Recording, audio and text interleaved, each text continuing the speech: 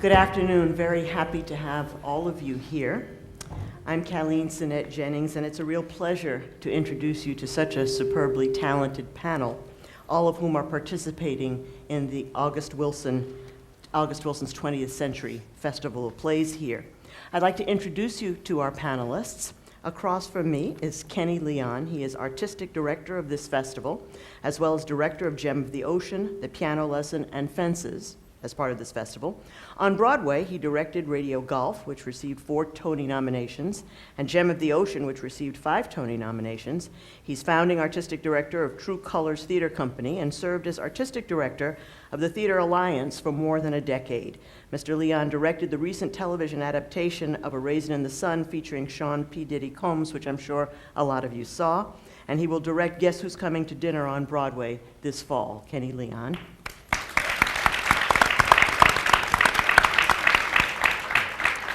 Next to him is Todd Kreidler. Todd Kreidler is an associate artistic director of this festival, and he also directed Joe Turner's Come and Gone. He's associate artistic director of True Colors Theater Company in Atlanta, and he began working with August Wilson in 1999. He was the dramaturge of Radio Golf and Gem of the Ocean. He directed and developed Mr. Wilson's one-man show entitled How I Learned What I Learned. Mr. Kreidler is writing a stage adaptation of Guess Who's Coming to Dinner for Broadway this fall. Todd Kreidler.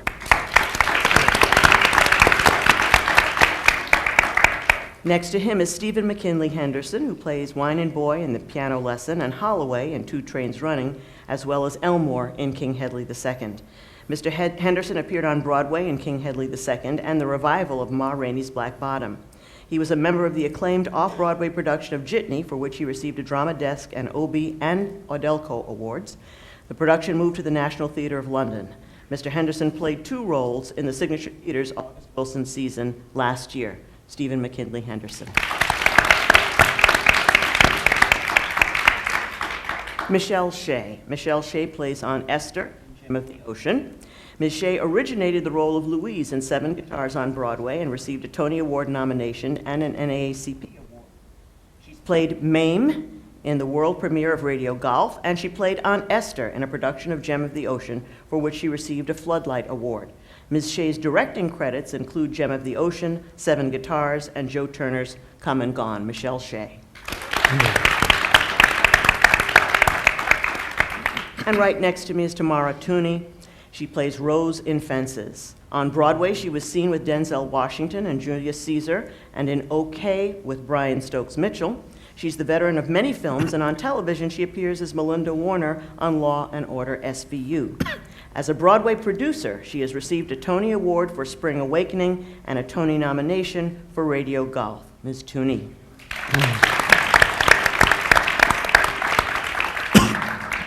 To start, for people who have not yet seen August Wilson's work, why should they? In other words, what is the lasting value and impact of August Wilson's work?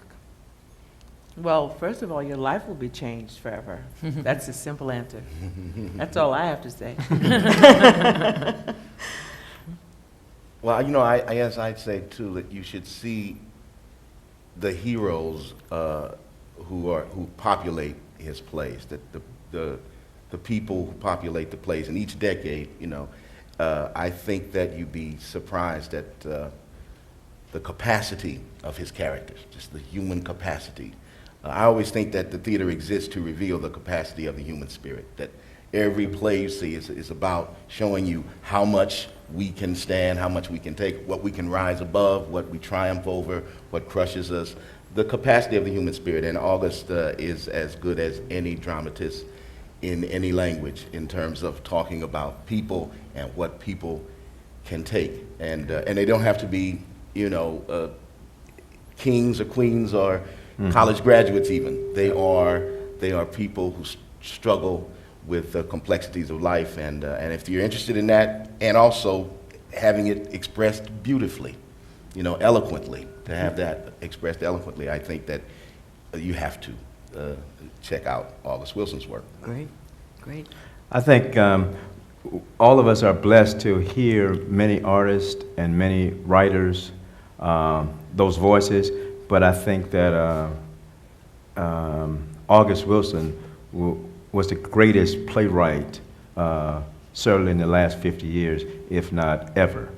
And I say that not just because of the body of work, 10 great plays, but I say that because of his mastery, his handling of language, poetry, character development, plot structure, the universal issues of his plays. There is none like him. He's huge. He's a giant. And the only thing that probably is, that separates he and Shakespeare is probably that more people worldwide might be aware of Shakespeare. So that's why it's our job to educate the world and let the world know the greatness of August Wilson. Wonderful. It's a great American cycle. It's something that no one has accomplished in this country as a playwright. And in terms of American identity, along with all of the human issues, I think that it's first of all, it's all America's history he puts out there. It's a history we, as Obama recently said in his speech, it's the original sin of slavery, and it's that response for white, black, Hispanic, Asian American. It's all of our stories in that sense, and that August, as Stephen said, leaves. You can take his plays and they can sustain you and nourish you and challenge you, and you can carry them through your life. I mean, even the plays that I sat with him and worked on, even hearing them in this festival again, they continue to teach me about life. And it's a book, it's a tome, to me it's a better mirror because it challenges you to be bigger than yourself. Mm. What everyone said is so true, but I just want to add that it's the best evening you will ever have in the theater. It's the best evening you'll ever have in the theater. August plays are everything that was stated this evening, but they're also utterly entertaining and extremely funny at times, and it's just a great evening of theater. And Michele, when you said they'll change your life, in what sense? I think all of us have experiences in life that mark something that shifts in us, and it's embedded in deep memory, sometimes in ourselves. And it's a rare and special thing when that happens in the theater. It happens in two ways, I think.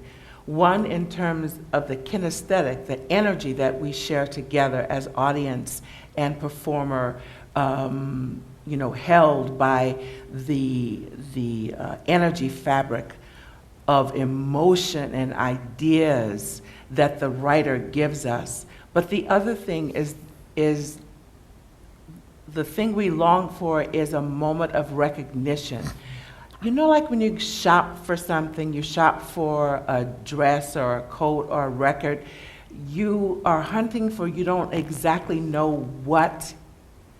And there's a ritual to that, and then the thrill of actually finding what you're looking for. Mm-hmm. That's what it's like to shop in an August Wilson play. All of a sudden, you come across something he says. He uncovers a feeling you didn't know was there. You recognize your grandmother, your father, and more than likely your own self very deep inside of the experience. And then your life becomes changed because you have some kind of revelation about what's really important to you. And that's very, very rare and very special. And August provides us that from the youngest characters in his plays, which, how old is the youngest character? Fences, the little girl in Fences, maybe? Seven, yeah, 7, all the way up to 285. 300. 66. 87, 300 plus years old of Aunt Esther, yes. Who I can testify I've played on Esther 4 times now, and I'm still learning things about being alive from getting to be live in her skin. So that invitation is an extraordinary one, and the truth is that the only other playwright that I, as an actress, have experienced that has given me, invited me into that special room is Shakespeare, because there is that universal language and recognition of what it means, truly means, to struggle with being human, to struggle with trying to be the best and find yourself not living up to your own yardstick, or knowing you could be the best and circumstances around you make it so difficult for you to do so. And then the question is, who are you based on the choices you make when you're confronted with that? That's what a hero is made out of, or a heroine. Well, it's so clear from your answers that doing this work has elevated your life and been a very special experience for you. Talk to me a little bit about the challenges of doing this work as producers, as directors, as actors, as educators. What are the challenges in August Wilson's work? Well, having produced Radio Golf last year on Broadway, one of the biggest challenges was just raising awareness of August Wilson. I was really surprised to find how many people had never heard of him, you know, and it became my mission and continues to be my mission to make August Wilson a household name. Because Kenny directed that production, as you know, and Todd, we all worked on it, and it was really a challenge to get the word out, to say that this is, you know, a fantastic artist who has written this amazing play, speaking of Radio Golf at the time, and the legacy that he has left of all 10 of these plays. And so really getting the word out, just to get people into the theater, you know, and to entice them and let them know that not only is it fun and entertaining, you know, because we have to compete with, you know, other mediums right now, whether it's movies or television or video games or, you know, and so really getting people to the theater to experience this great man's work, these incredible actors, the directors, and the whole creative team that put this show together, to get them in there to appreciate it and then become disciples. Fans. To spread the word, exactly, Sure. and get more and more people out. And Sure. so that's the wonderful thing about what we're doing here at the Kennedy Center. Yes. This is amazing, you know, I don't know if you guys are aware of it, but you're a part of history here today, you know, because doing all of these plays, all 10 of August Wilson's plays under one roof, consecutively, allowing the audience to come and live every decade of the 20th century through August Wilson's work here at the Kennedy Center is momentous. You know, it's huge. This is a huge event, and we're all so thrilled to be a part of it. And you know, it was Kenny's and Todd, their dream child, and you can talk about how all that came together. That's wonderful. But that's a challenge, and Okay. just getting people excited about August Wilson, you know. Other challenges in the work, whether the staging or the teaching or the... I think as a director, the challenge is to find his rhythms and tempo of the language. So many actors want to act in plays, and they want to act the words, and they want to put pauses in, and they want to leave big moments to cry. And August always said he gave us the words so you wouldn't have to cry. And so you need a certain kind of actor that can put these words in their mouths so it comes out like butter. And when Stephen does Elmore, I mean, the difference between this actor doing that role and another actor doing that role is night and day, because his plays, some of his plays are long, you know, they're like hour and 15 minutes for a first act, but he always gives us those many words because he always says, we have something to say. Yes. You know, we do have something. So when I hear Stephen do Elmore, it's like those words just come. He's not taking time to like, take a breath, take a moment, overact, go over here, you know. The power is in his words, and so for a director, it's always to try to get actors to know, just say the words.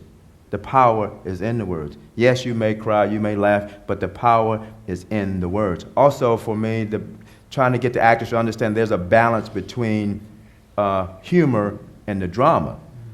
If you make his plays too funny, then the drama will not have the weight in the second act most of the time. So it's always, the humor has to come out of the circumstances. You know, the comedy is inherent in the lines. You don't have to make it funny, just let it be funny. Well, you know, now, one of the things that Kenny prompts me to say is that one of the things that I was really sorry about, I said, you know, we have this great playwright, and we don't have a Moscow Art Center like the Chekhov and Stanislavski were able to, bring Gorky as well, and we don't have like the Berliner Ensemble that Brecht and, you know, and all those cats did, and we don't have the French National, you know.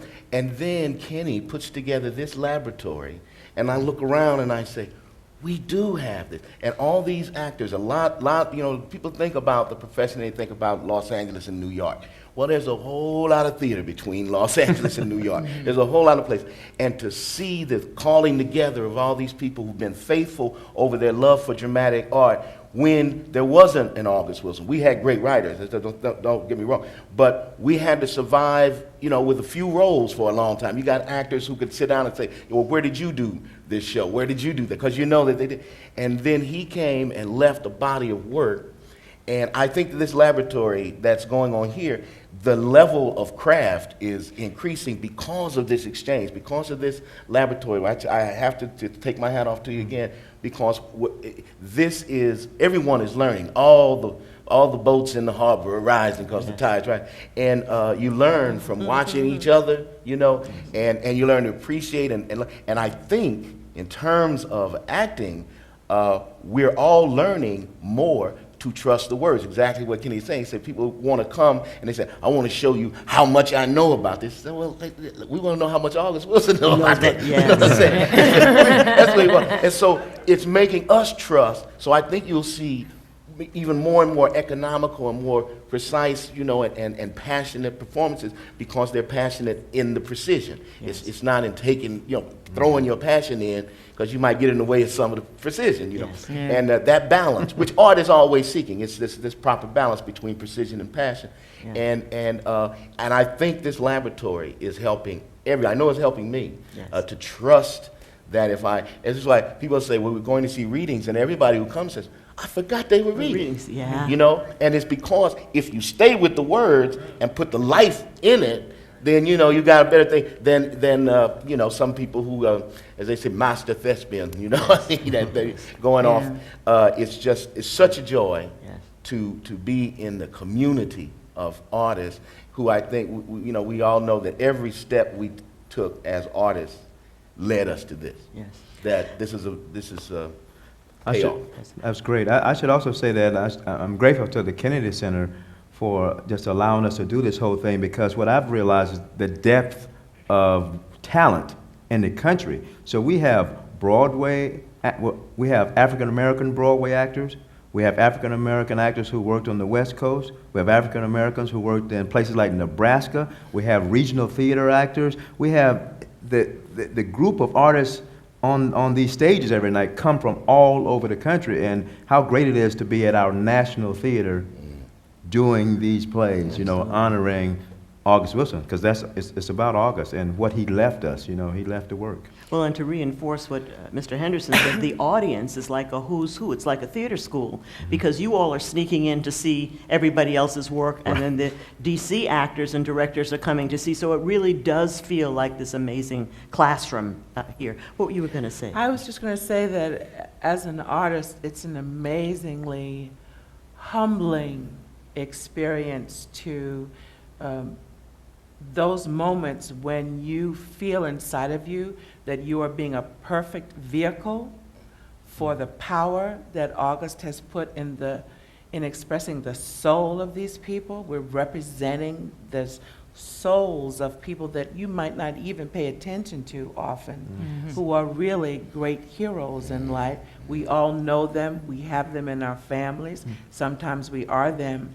And so when you have that privilege of allowing that kind of depth to land with a group of people, and also to witness it, which is what we get as artists, you know, so you experience that doing it, and then we get to sit outside and watch other people do it. I think my favorite place in the Kennedy Center is actually the hallway backstage, because for two reasons. One, at 7 o'clock when we all come in and try to hopefully get a seat in the house so they watch, see if there's any left, and people are running around trying to get into costume and get prepared. And we go, get ready, you do it really great out there. And then at the end of the show, we all come back totally different and profoundly affected and just grab each other and hold each other in our arms with gratitude and appreciation. Yes, yes. We've also discovered a new term here, which is the, like there are things that are Shakespearean, we have things that are Wilsonian. Wilsonian, So we I love that. We call ourselves, we're the Wilsonian soldiers. And if you Excellent. close your eyes, you can tell what that body of work sounds like. You close your eyes, you know if it's Joe Turner's Come and Gone or Gem of the Ocean, and those plays have a specific feel, the poetry, the shape of the characters, it's Wilsonian. So Yes. we call this our August Wilson boot camp. Yes. So, Can I talk to you, Todd, a little bit about the Wilsonian Dramaturgy, because you were really at his elbow and at his side as a lot of these plays developed. Would you talk about the challenges of that? Well, August never repeated himself, and if you look at these 10 plays, what is staggering is the different dramaturgical achievement from a Ma Rainey to a King Hedley to a Joe Turner to Gem of the Ocean. And I worked with him on the last 3 plays in the cycle and have some insight into how that happened.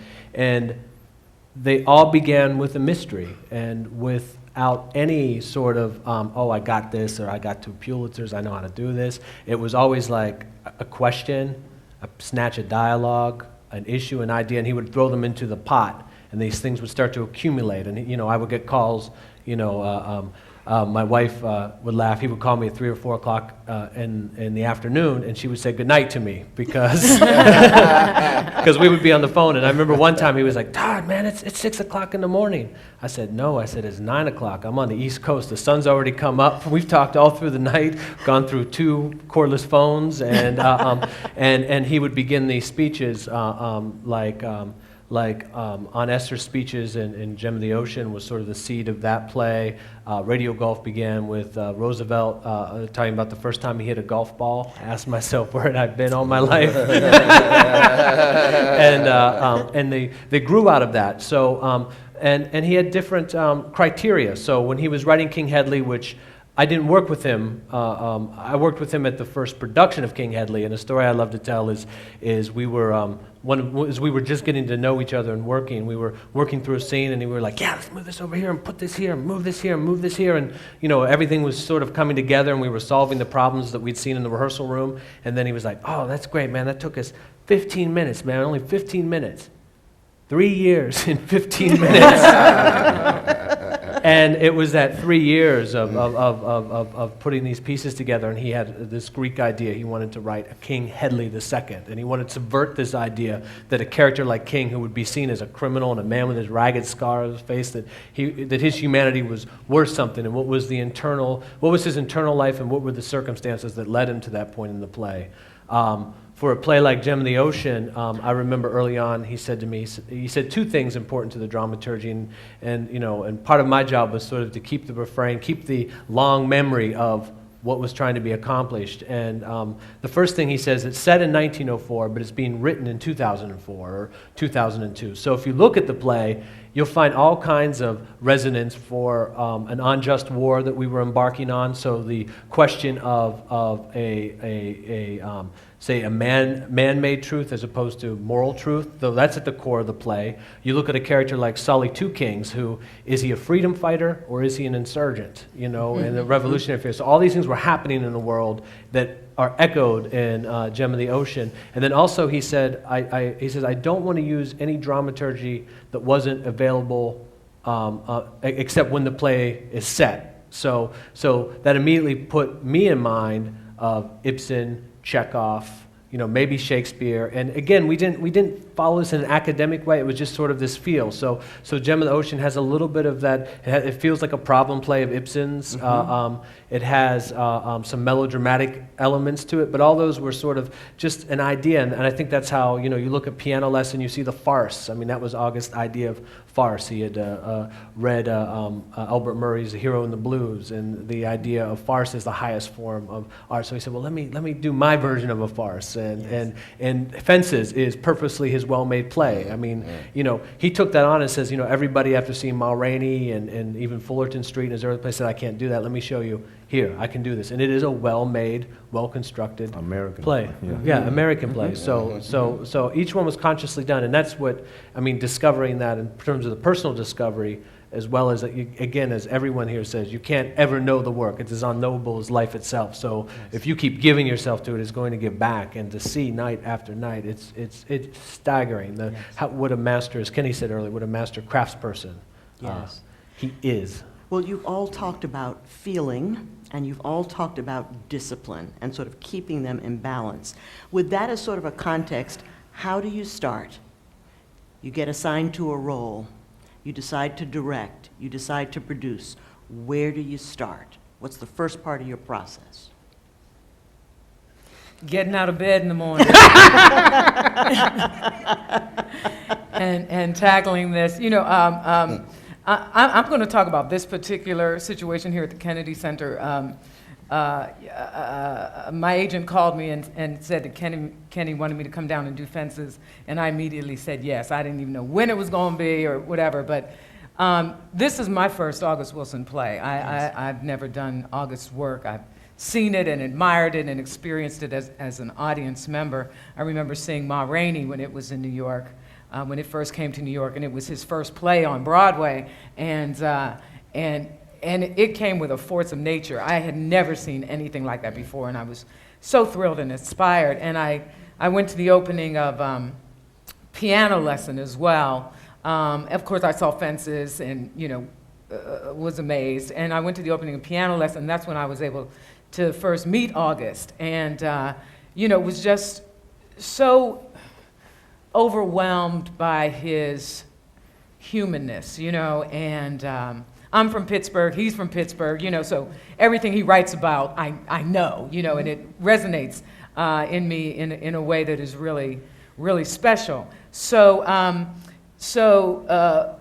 when I was asked to participate in producing Radio Golf, I thought, okay, well, you know, I haven't done a role in any of his plays at this point, so perhaps this is the role that I was destined to do, you know, to produce his work on Broadway, and as I said earlier, make it my mission to, you know, wake up people and say, you know, this is something important. So when I came down to do this, and I'm going to harken back to Kenny's talking about trusting the language to do the work for you. In a normal rehearsal process, you have anywhere from 3 to 4 weeks to put a play up on its feet. So we come down here, and, you know, they said staged reading, so I'm like, great, you know, staged reading. We had a book, we'll stand up and we'll read. So when I came down and they said my costume fitting was going to be, I was like, costumes? You know. And then the set was taped out on the floor of the rehearsal hall. I was like, set, okay. And then it was like, and tech will be on. I was like, tech, lights, okay. We're doing a show. You know what I mean? I was like, we are doing a full-on production. So, so we had a total of about 15 hours of rehearsal, and which is, you know, outrageous. And so for someone who has never done August Wilson's work, for someone who had never done Rose and Fences, I mean, my entire rehearsal process just had to be thrown out the window. And it was so frustrating at times, you know, because you want to take the time to dig into the language and the material and figure out what's going on, but there was no time for it. So you absolutely and completely had to trust. And you had to trust the words, trust the play, trust the world that this existed in, and just go for it. And I remember while we were in rehearsal for Fences, I came to see Seven Guitars just to see how these people were going to pull this off. You know what I mean? I was like, because this is impossible. Yeah. But I you know, I watched the amazing actors in Seven Guitars that night with their scripts in their hands. And 5 minutes into the, Louise hadn't even finished her song, you know, and I had forgotten about the scripts, you know. 30 seconds into the play, the scripts were gone, you know. And I thought, okay, all right, this is something we can do, you know. And so, so it forced me to trust and allow and to be utterly in the moment, every moment of the play. Beautiful. And I think that has, as an actor, just given me another weapon in my arsenal, you know, Yes, in approaching anything I may do again. yes, beautiful. Where do you start, Michele? Well, my in this particular situation, since I had done Jem before, I at least had some experience, but I hadn't worked with Kenny. I hadn't worked with the people that were there. I didn't know, most of them were the original Broadway cast, and I knew everybody was used to, in love with Felicia Rashad, like I am, Yes. and saw her do on Esther and loved to do it. So I was nervous about how people would respond to me. And also I was particularly concerned about how John Jelks and I could find the relationship that fast. And so I just surrendered to it and find out what did this citizen need from Aunt Esther in order to be able to take the journey he needed to go on? What did this Solly need from Aunt Esther to fall in love with her? What did this Black Mary and Tracy Toms need in order to make the Black Mary's journey real for her? Because Tracy had never done the play before. James Williams was playing Eli. He had never done the play before. So all of that impacted what I was doing. And truly, I knew to trust August, but even knowing to trust August to do the work, I was surprised at how much deeper it all went so fast. And there's a mystical, miraculous magic that I have to say that I find particularly present in Gem of the Ocean, which once we get that boat to move, it carries you like nothing else. I remember when I did Seven Guitars, I was trying to explain to the New York Times what it was like to do August Wilson. I said, I felt like you have to do a lot of homework. You dig deep, sort of like, you know, when you eat chicken, you really like it and get all the meat off the bone, there's nothing but the carcass left. Then you drop all of that, and then you ride it. Let August take you like a surfer riding the waves. You just let him do all the work. Let him do all the work. The more work you let him do, the greater is the experience for you and for the audience. And I know it's hard to see. August is such a great writer that it really is painful to see him not done well. And the reason why that is because it cheats the audience of a profound experience. Lovely. Where do you start? I had a great fortune of doing a show with August for 6 years. We kept revisiting it and perfecting it and everything. And during that time, we had a cast that was a core cast, but other people would join us. And I learned something really wonderful from Carl Lumley, an actor who came on board. And he was in such awe and you know, respecting us who had been with the show. And he said, Steve, you know, first I've got to learn the role, and then I can get into the characters, because I've got to be with you guys. And I thought about that when I was coming to do this, and I understood. First thing that I did here and will continue to do is figure out what I have to do for everybody else in the show. You know what I mean? Say, where's my character have to be for this to happen? Because it's about telling the story. And I like to consider myself a storyline actor, you know, not a, I just said, that's it, that's what I do. You know, we're all griots, we all telling stories. So I just try to make sure, what's the story? What do we have to say to get this story through? And that way it's a sort of like what Carl was saying, there's your role, and then your character. And the character is a relationship between the actor and playwright that is intricate, and that's what takes the 3-4 weeks. It's not learning the lines. You know what I mean? It's finding your character, you know, and how your life and this character sync. and how much, and that's a challenge of August's work and all great playwrights, is how much of yourself are you gonna be able to give it, you know? And how vulnerable are you willing to be? How much are you gonna allow yourself to be hurt? And I always think that if the other actor can't affect you, and you can't affect the other actor, neither one of you can affect the audience. So you gotta come with this open kind of thing and say, you know, you pinch and I ouch, and then I pinch back and you ouch, and we pinch ouch our way all the way through. and you know, so that they see the experience of the play. Yes. So that's the thing that I find is so wonderful about here, is when people just say, you know, follow the track. You know, there's no steering wheel on a locomotive. It goes down the track. You put something in there and go. And August has got it laid out so clear. You know, he's such a great storyteller that if you climb in there and put some fuel in your engine, and you follow that track, you're gonna get somewhere. Yes. And that's really, you know, I can't say these are the most polished performances, you know, but it is great storytelling. Yes. And I see the audience that they don't come to see any marquee star, you know, they're not coming to see, you know what I mean? They're coming because they love the way this playwright talks about being human. And so yeah, that's the best I can say, is that just, you know, try to learn the role first and then hope the character seeps in. You know. You directed Joe Turner in this Yes. series. Had you directed August before, and where do you start as a director?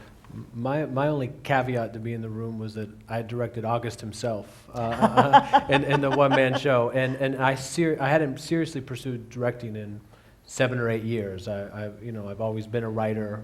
For a while I was working and directing Shakespeare, and then when I began to work with August, he helped me claim the reins that are still terrifying to hold on to as a writer. Yeah. So I sort of left the directing behind, and then Kenny gave me one of the greatest honors of my life when he said, you know, because he first asked me about directing, and I assumed he had meant one of the plays I had worked on, and I thought, you know, it didn't feel right. And then he said, no, he said, Joe Turner was August's favorite, it's my favorite, will you do it? So once that's in your lap, you know, you've got to take on the mantle and carry it on. So in terms of approaching the play, so there I was in a room, and I think the worst or the most intimidating to me about directing is actually talking in front of the room to the actors. I like whispering in Kenny's ear or August's ear or writing notes, and now I had to stand up there.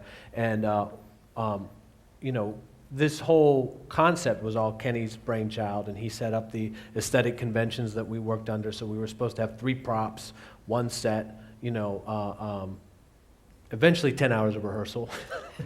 One time it was 5. I know that. And so I said, okay, so so your first impulse is you hear that as a limitation, and then I said, well, wait a minute, let me flip that. So I walked into the room the first day, and I told the company about one day August and I, you know, we would always start our day at breakfast somewhere at the spot, wherever we were at, and August had to appear on a panel much like this, and he was eating, and he spilled some eggs all over his thing. He's like, you know, and he said, I can't get back to the hotel, what am I going to do? And then suddenly he just said, he said, I'm going to wear it like I mean it, you know, I'm going to just walk in with those eggs and say, you know, it's right here, and, you know, I'm going to wear it like I mean it. So I said, well, let's take all the conventions of this and wear it like we mean it, and just embrace it, and not be apologetic. We've got scripts in our hands so that we'll honor impulses. We didn't want to do any miming in the show, so anytime, you know, we wanted to do money exchanges with handshakes or things with a touch, so to honor the actor's impulse to move or to do something, but it didn't have to be literal. And then some of another idea I had early on was that there's a beautiful preface to Joe Turner that begins, you know, it's August 1911, the sun fell out of the sky like a stone, and it's this beautiful section of poetry.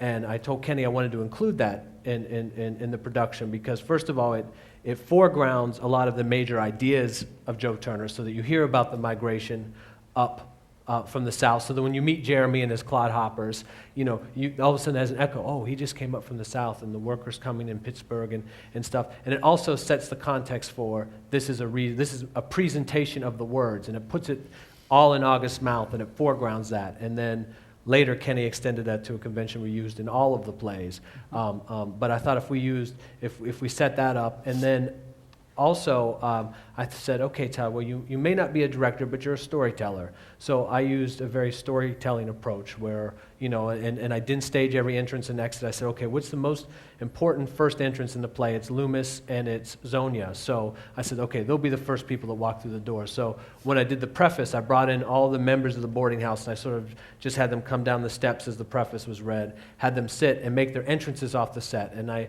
used Seth and Bertha as a choral presentation. So I had them come down center, and they talk about Bynum outside watching the pigeons, and they sort of report on the attitudes in the house, and, I don't trust that guy, and, they'll come through. So I kept moving them downstage to just follow the story, and then I brought in Loomis, and I didn't stage every entrance, and I just kept using, as Stephen said, I used a storyteller's approach to it, and it was actually quite freeing, and it was fun, and we found a lot of things out you couldn't do in a more naturalistic way. Great. You've been referred to several times, Kenny, as having had this brainchild and putting together the whole piece conceptually. Where did you start? Where did the idea come from to do this? Well, I don't accept all that in terms of it coming from me, because I don't know if that's necessarily true. But I go back to something Tunie said. She said she was talking about trust.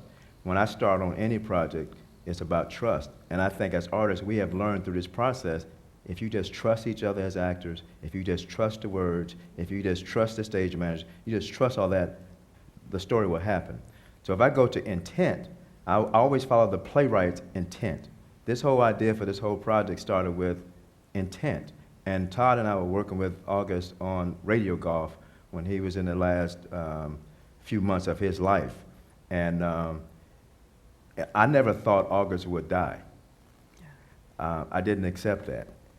And I just said, wow, we need to do all 10 plays, and I was thinking about radio golf was going to Broadway, and it was like, yeah, August, man, it was like, I said, August going to be on row 5, and we're going to do the 10 plays. And so I just thought of it like that. And then shortly thereafter, he passed away. Then it became like, what's my intent as an artist? What's my intent on the planet? It's like, here's a man that gave everything as an artist and as an African American. And I learned so much from. So I wanted to honor him. So my intentions for this is to honor August and to take all the 41 egos and put all of our egos outside the door and say, how can we honor him? How can we think about what he wrote? So all those limitations, the props, the one costume, all that was like how to get away from all the stuff we do when we perform, to just honor the words. And every actor, young actor looking at this, you can learn from this, because what I've learned is like the plays now are shorter. It's like, how can a play be 15 minutes shorter than it would be in a full production? We still have transitions. We still, come on, costume change going to be that long. That means we're doing some overacting. So we're overacting, we're doing stuff. So anyway, that aside, all of this came about because of our intentions to honor August and his body of work. And then I started talking with Todd, and I started talking with Narda and Marion, the stage managers, and it sort of kept building and building. And I swear there's divine intervention for this, because every actor, they earned their place at the table. I mean, we sat down and figured it all out, but I didn't pick them. They were supposed to be here. All of these actors were supposed to be here, and if they weren't here, it could not have happened. Not every actor can make this happen. So my intent is always to honor the playwright no matter what I'm doing. Usually in a normal production, that first week, I find out if the actors can speak the playwright's intentions. If they can't, then I fire them. And then we go to week 2, and then you start digging under and doing the work, But this whole thing is about August Wilson. The man wrote 10 plays, and then he died. I think there is a purpose to that. Yes. Yeah. And he left that 23, 25 years body of work for all the actors across the world to do. And now we have, what are we going to do in the next 25 years? What are we going to do? What are we going to tell our young people?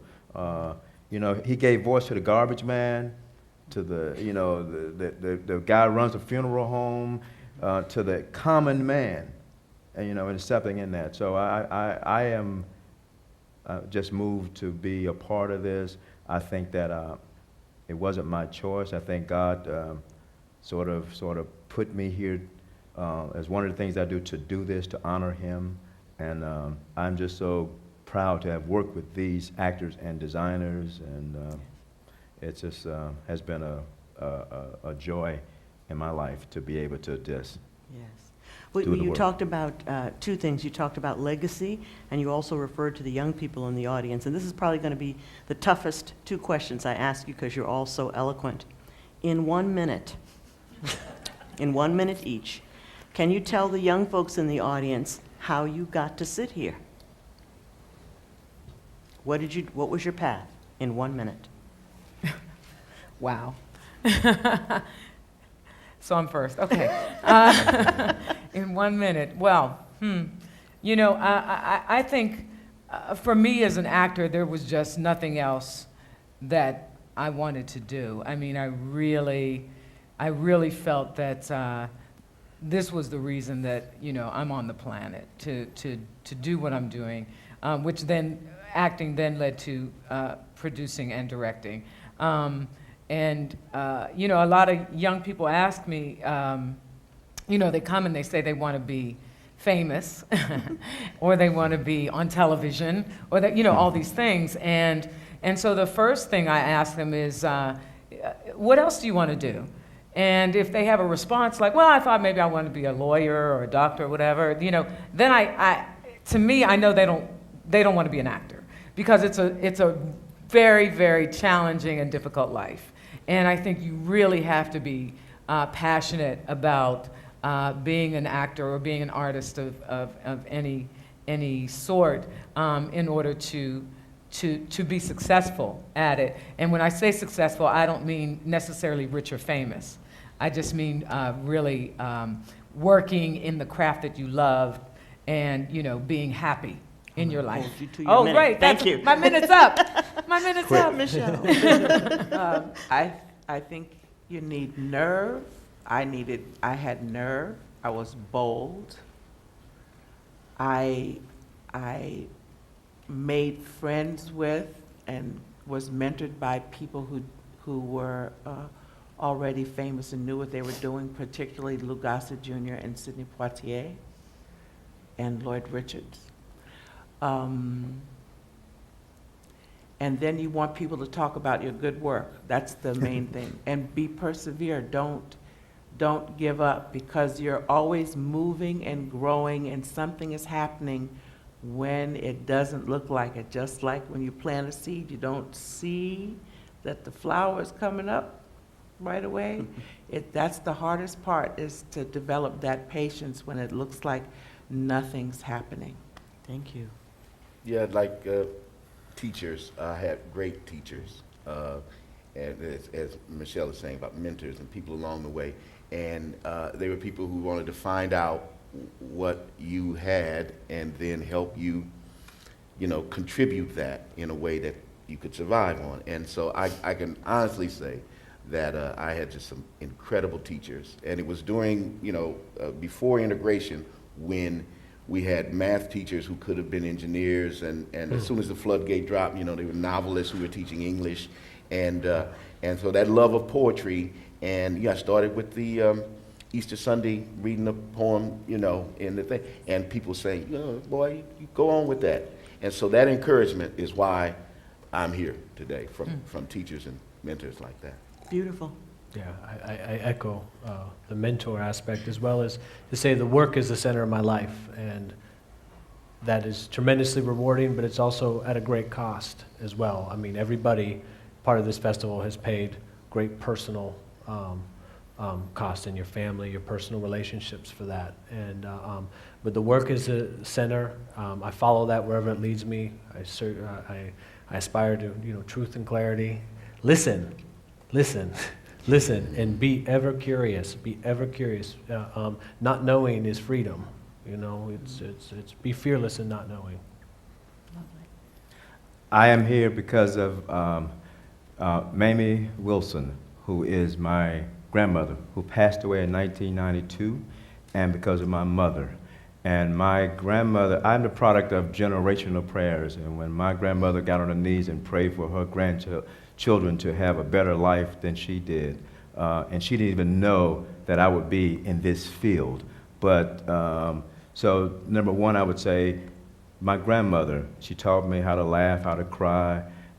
She said that, you know, don't be racist, don't be prejudiced, try to live a better life, treat people the way you want to be treated. So number one is my grandmother. Number two, I would say to you, is like when you find someone like your grandmother, your mother, your preacher, your stepmom, your stepfather, the garbage man, I encourage you to listen.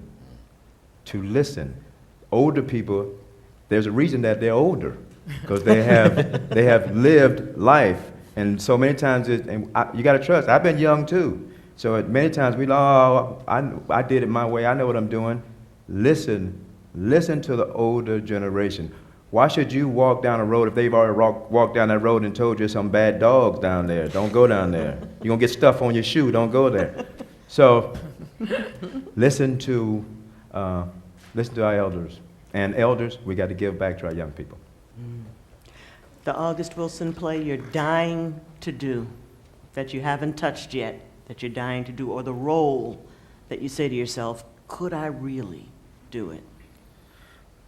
Well, it's interesting for me because I've done all 10. So that is a gift. But it's like somebody said earlier, the plays keep giving back.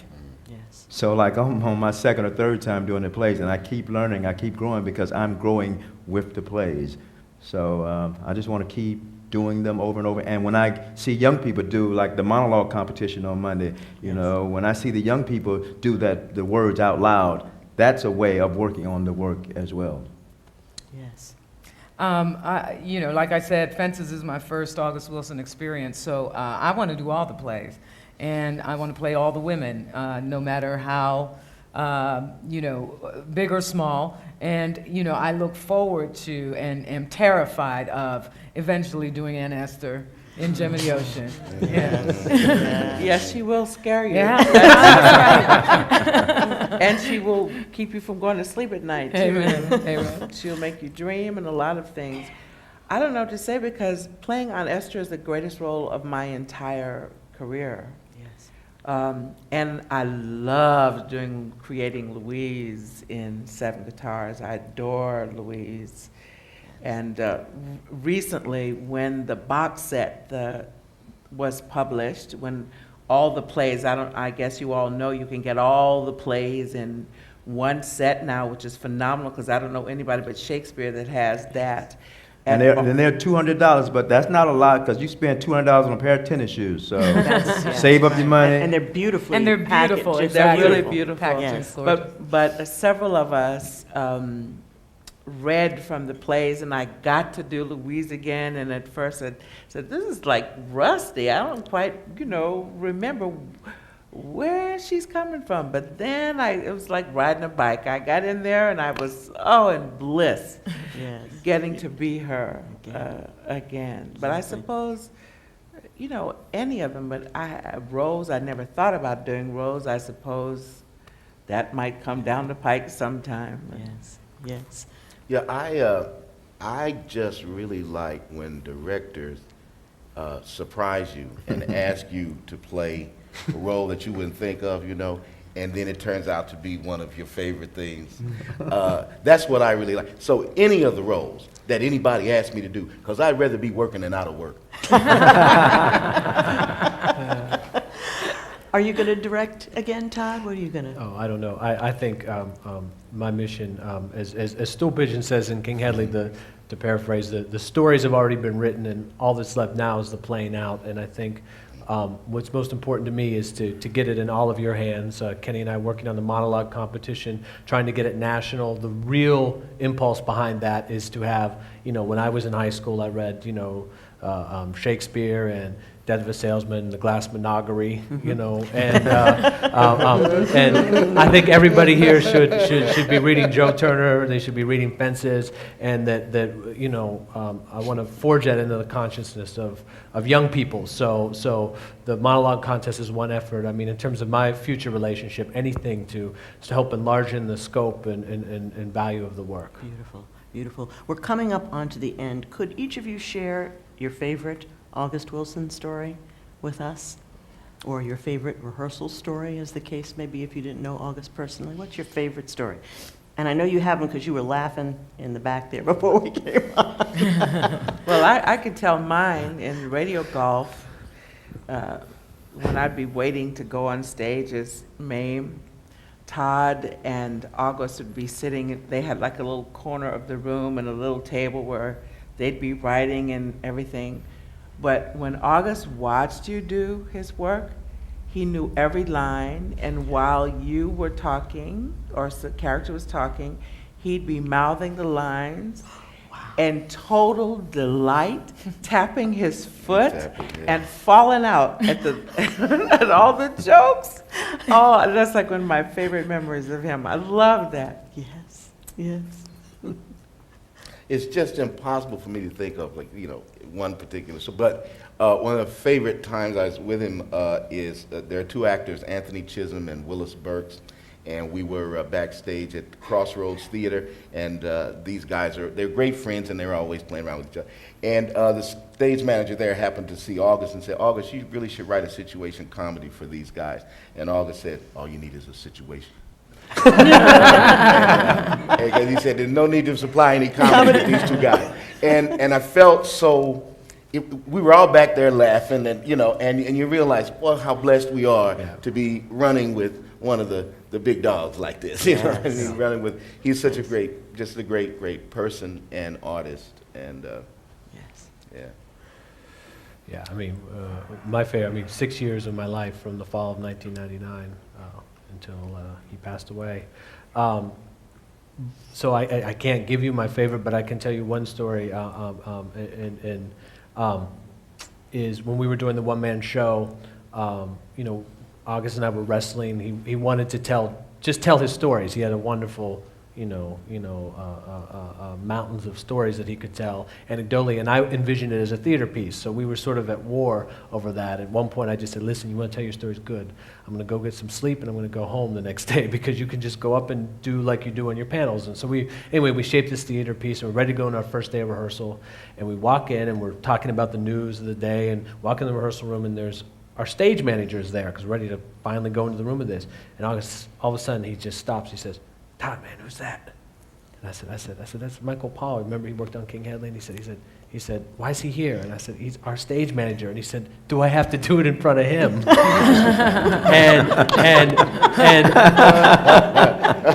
I saw this great man and this fear of what he was about to, do. And that first night, it was war. It was pushing and fighting, and out of love, but to get to that day. And that first night, I ran backstage and I hugged him, and he says, "I can't wait to do it again tomorrow night." And to watch him overcome that was just magnificent and inspiring, and that fearlessness, and so that's one of I have quite a few stories too, but That's hard to. I don't have as many as Todd, but it's quite a few. It's hard to narrow it down. And Yes. I'll say one was when we opened Gem of the Ocean on Broadway, and the night before we opened, he came to me and he says, "Yo, man, I've really enjoyed this, man, and the way me and you and Todd work together, and I want you to do the next one. I want you to do the last one." And when he asked me that before the reviews came out to do the last one, that was like the greatest gift in the world. So that was one, and then the last thing, which wasn't something he said, but near the end, we used to meet on August's porch, with his wife and Todd, and we would sit there and talk and stuff. And I remember coming up from L.A. where we were rehearsing the play. So I came up to Seattle, and as I was walking up the steps, I guess August, you got to understand what he was dealing with, his own health, and pushed the medicine away or pushed the food away, and he just stood up and opened his hands like that, and he just smiled. Yes. I'll always remember that, just because I know how much pain he must have been in, but he was a giver. Yes. And there's so many takers in life, and he was a giver. So even in the last few months of his life, he's standing on his porch with his arms out, and he's smiling, and he's giving. And that's the way I like to remember Mr. Wilson. As you know, I didn't have a personal relationship with August, but as I mentioned, being from Pittsburgh, I will share this. A year ago, I was in Pittsburgh while we were getting Radio Golf Up. And, and I went to the Hill District, and I went to August's childhood home up in the Hill District, and walked around the Hill District, and stopped at a jitney stand, and the brothers were there, and the chalkboard was up on the wall, and I just felt his presence so strongly, and I also felt all of the characters that inhabit his play. I felt them up in the Hill District in Pittsburgh. You know what I mean? And I just felt so close to the work in a way that I never had before. Beautiful. Yeah, it was wonderful. Beautiful. I'd just like to close with a favorite story of mine. When Mr. Wilson got the award from the Kennedy Center, we all came up on the terrace out here, and we were standing, and there were hundreds of people walking by, and people were walking by him, back and forth. And I saw a colleague who walked right by, and I went over and I grabbed her. I said, "Do you want to meet August Wilson? You just walked by him." She said, "Where?" So I brought her over, and of course she could hardly speak and so forth. So when she left, I said, "Mr. Wilson, people just keep walking by you." He says, "Oh yeah, I know how to be invisible." And I kind of feel like he's here and invisible through all of your talent and your stories that you shared with us today. So thank you so very much. Thank you for being here.